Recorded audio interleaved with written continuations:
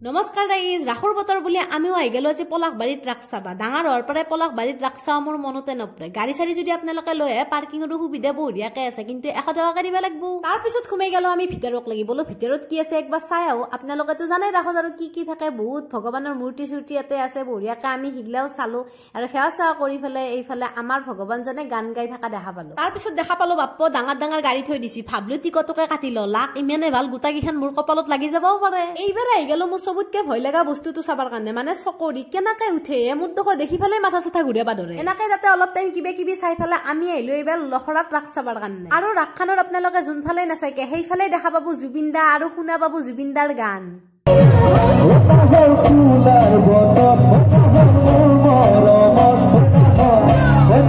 আৰু এই দৃশ্যটো চাকচোন, এই দৃশ্যটো বুকু খান যে একদম ফাটে দিছে। জুবিন দাৰ যে অন্তিম যাত্ৰা আৰু এয়া জুবিন দাৰ চিতা, কি কম আৰু মানে বাদ দিয়ক। তাৰপিছত এইগিলা দোকান চোকান কিবা কিবি আছিল আমি চালো, আৰু সেইফালে ৰাসত গেছো তো ম'ম' খাব লাগিব, সেইকাৰণে ম'ম' খালো। আৰু ৰাস্তাত দেখছি না আপোনালোকে, ৰাস্তাত চুপুৰ গিলাচ লৈ আহিফালে চুপ খাব ধৰছো।